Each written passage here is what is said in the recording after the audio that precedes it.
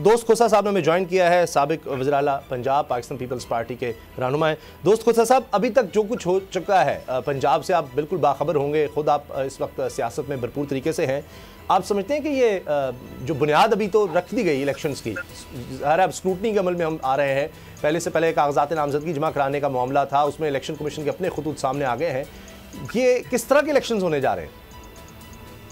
देखिए जी, ये तो उसामा साहब पहले दिन से आप चेयरमैन बिलावल भुट्टो की बात जो है वो सुन रहे हैं।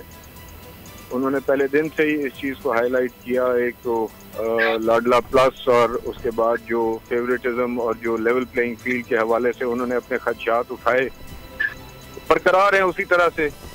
आज भी पंजाब के मुख्तलिफ इलाकों के अंदर जो हैं वो बैक डेट्स के अंदर फंड्स जो हैं, डेवलपमेंट फंड्स जो हैं वो डिस्पर्स किए जा रहे हैं मैदान के कैंडिडेट्स के कहने पे। सो फेवरेटिज्म तो वाजे है, लेकिन फिर मैं वही बात, थोड़ी सी गुफ्तगू सुनी जो भी आपके दूसरे मेहमान थे उनकी,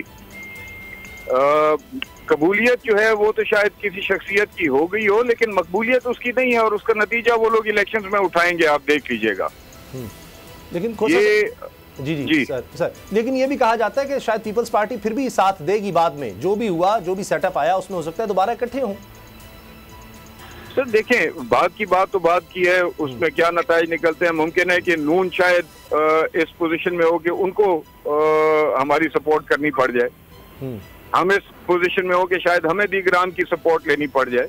ये तो फिर कल की बातें हैं ना, जो कल होंगी तब देखा जाएगा। बट इस वक्त की जो सूरत हाल है उसमें यह है कि ये एक पार्टी का निशान उड़ा दिया, उनके कैंडिडेट्स पे हर तरह की पाबंदी लगाई जा रही है। तो कंट्रोवर्शियल तो ये लोग खुद कर रहे हैं इलेक्टोरल प्रोसेस को।